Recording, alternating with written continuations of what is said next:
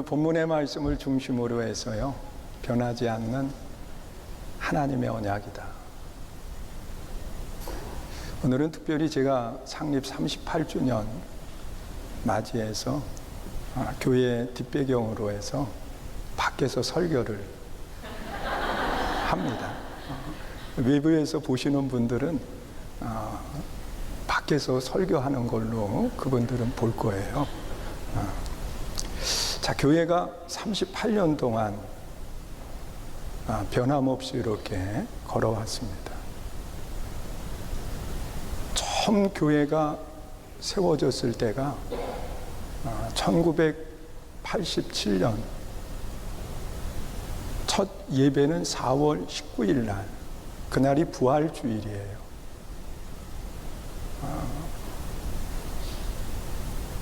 지금은 여기가 서구지만 그 당시에는 여기가 북구였어요. 그래서 인천광역시 북구 성남동 171-5번지, 이 주택 지하 한 13평 정도 되는 마룻목굴로 이렇게 건물이 되어 있어요. 그래서 앞에는 강단을 꾸몄고요. 그리고 뒤에는 제가 그때 결혼 전이었었으니까 혼자 살 수 있는 방 하나를 이렇게 만들었어요. 그래서 교회 뒤에 방에서 생활을 했고, 또 살아야 되니까 먹어야 되잖아요. 그래서 그 옆에 식당을 이렇게 조리할 수 있는 조리실을 만들었어요. 그거는 이제 교인들이 음식을 만드는 장소가 되기도 했고요. 거기에 방석 40개를 이렇게 놓고 예배를 드렸는데, 처음에는 성도들이 없잖아요. 저도 연고지가 인천이 아니고, 그래서 혼자 3개월 예배를 드리다가 이제 1명, 2명 오게 되었고, 그 당시에 이제 학생으로 왔던 그분들이 이제 결혼을 해서 자녀를 낳고, 또 교회에서 사역자로 이렇게 성미연 전도사님이 또 사역을 하고 있는 그런 모습을 갖게 됐거든요. 그러면서 그 해에 그 성전이 가득 채워졌어요. 그래서 이제 교회를 지어야 되겠다고 하는 그런 마음을 가지고 기도하면서 그 다음 해에 대지를 구입하게 됩니다. 그것이 지금 루원시티로 바뀌어 있는 그 루원시티 거의 중간 지점에 우리 선교중앙교회가 지어졌어요. 그 당시에는 제일 끝이죠. 교회 지나면 이렇게 미나리 밭이 형성이 돼 있었으니까요. 참 어렵게 교회가 지어졌어요. 짓는 과정 속에 IMF도 또 만나게 되었고, 그러면서 정말 고난 속에 하나님의 성전이 지어지고, 그리고 하나님께 봉헌을 하고, 그러면서 7번 성전을 지으면서 여기까지 오게 됐습니다. 그 지난 시간들을 돌아보면 하나님의 은혜지요. 정말 많은 고난들이 있었지만 그 고난까지도 하나님이 들어 쓰시는, 그래서 하나님의 영광을 받으시는 아름다운 모습을 갖게 되었습니다. 이제 38년이 지나면서 교회가 어떤 모습을 가지고 나가야 될까? 저는 하나님 앞에 기도하는 가운데 이 다윗의 모습을 생각하게 됐어요. 사실은 이 다윗이 자기는 백향목 화려한 궁에 거하지만 하나님의 그 하나님이 거하시는 성전은 천막 가운데 거하신다는 것. 그래서 안타까운 마음을 가지고 이 다윗이요, 하나님의 성전을 지으려는 계획을 세웠어요. 그리고 그 계획만 세운 것이 아니라 하나님의 성전을 건축할 수 있는 재료들을 준비를 하는 겁니다.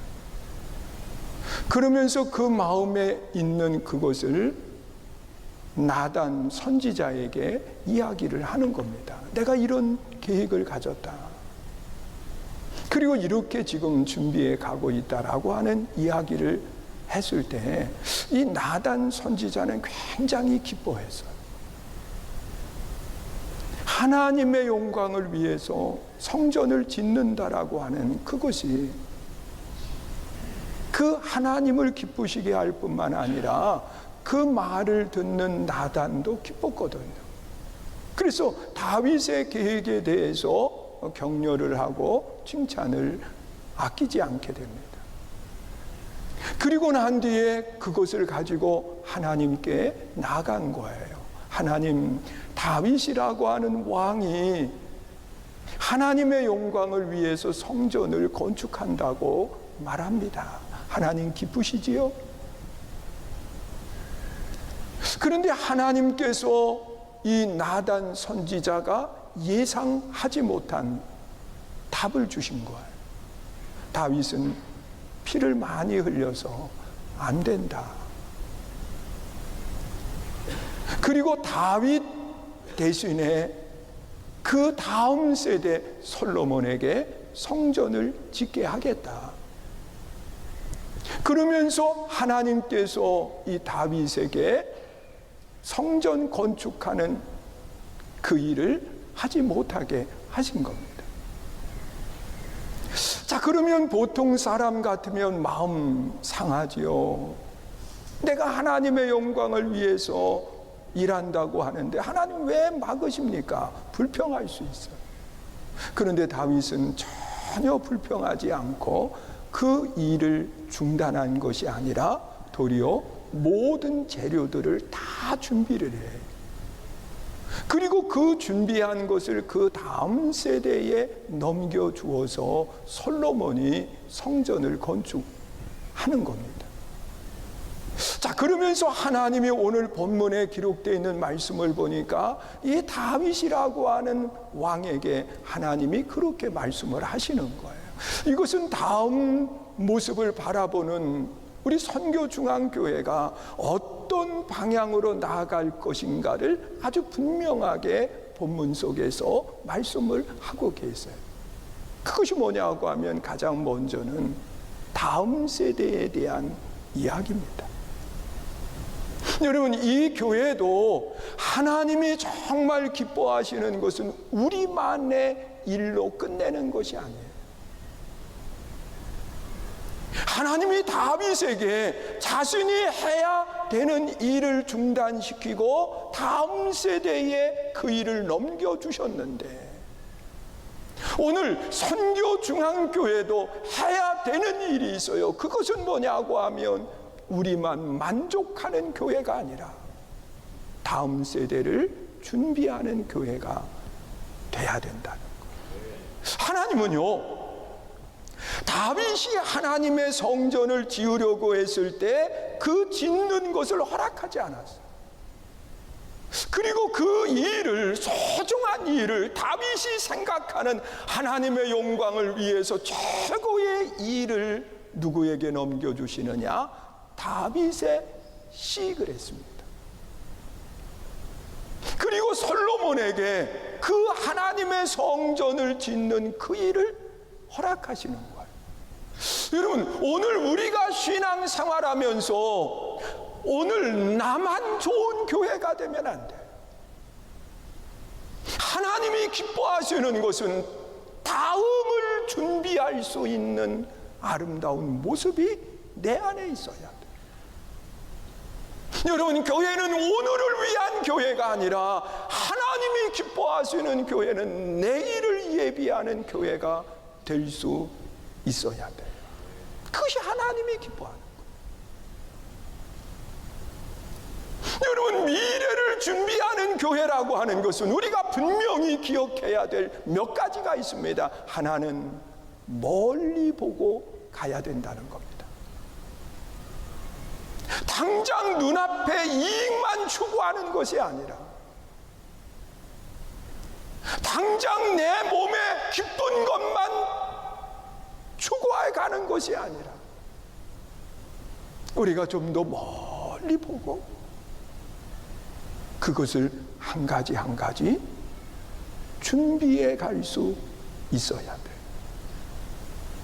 그것이 하나님이 기뻐하는 아름다운 모습이에요.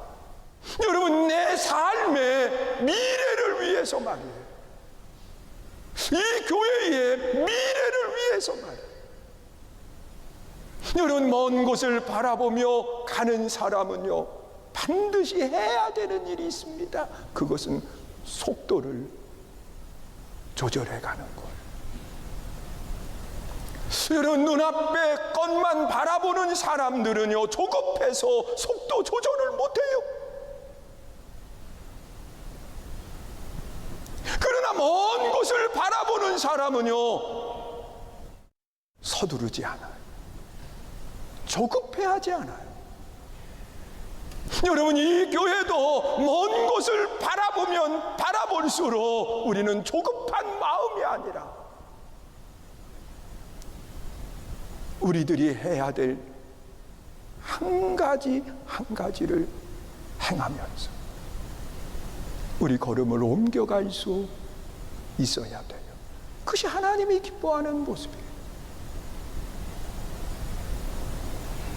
제가 새벽 예배를 마치면 집에 걸어가서 계단을 올라요.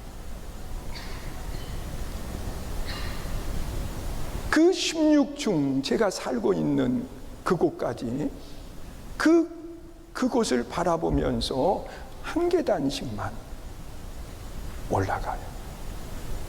아무리 급해도 서두르지 않아요. 그냥 그 속도대로 가면 끝이 나와요.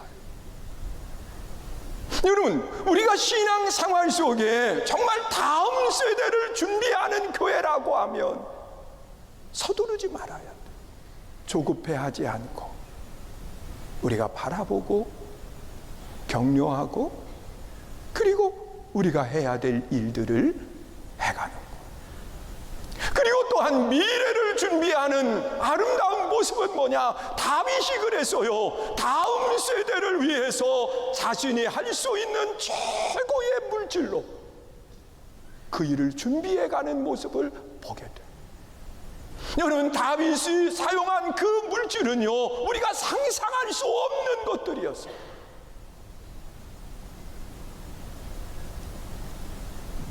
그런데 이 다윗은 그것을 투자하는 것에 대해서 전혀 아까워하지 않아요.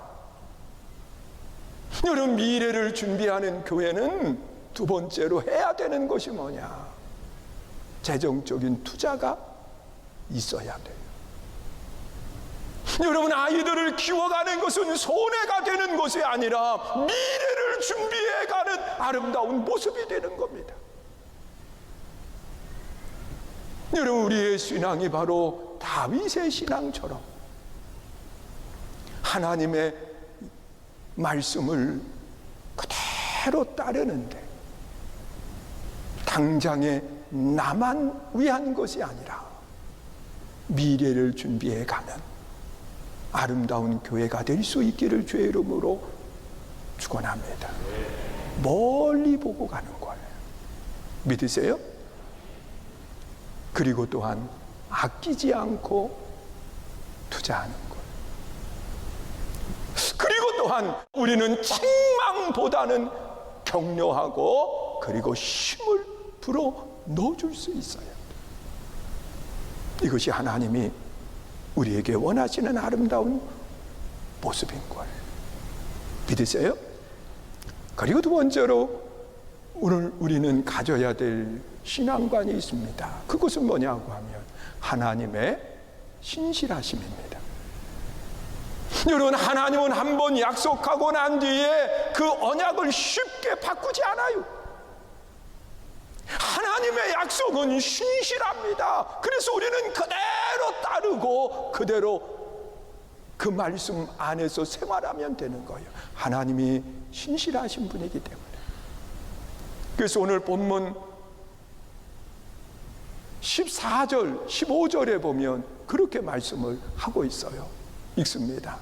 나는 그에게 아버지가 되고 그는 내게 아들이 되리니 그가 만일 죄를 범하면 내가 사람의 매와 인생의 책찍으로 징계하려니와 내가 내 앞에서 물러나게 한 사울에게서 내 은총을 빼앗은 것처럼 그에게 빼앗지는 아니하리라.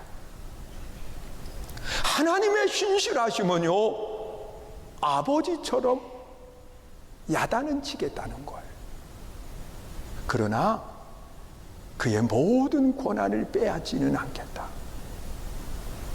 그러면서 하나님이 말씀하시는 모습을 보게 돼요.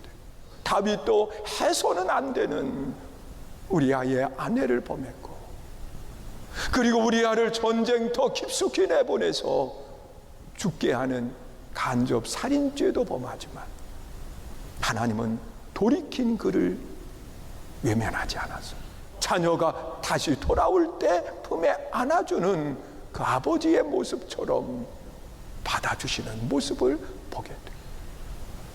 여러분, 그 아들 솔로몬은 처음 하나님 앞에 지혜를 구하고 그 지혜를 가지고 하나님의 영광을 위해서 일하지만 나중에는요, 자신의 쾌락만 즐기고 그리고 자신의 만족만을 채우기 위해서 해서는 안 되는 일들을 하게 돼요. 여러분, 솔로몬의 주변에는 1000명이 넘는 여인들이 늘 있었어요.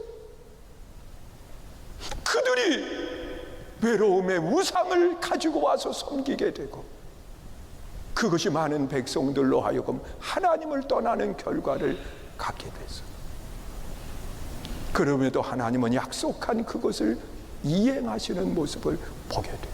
그 아들 르호보암이 왕위에 오르게 되고 르호보암은 아버지보다 더한 죄를 짓게 됩니다.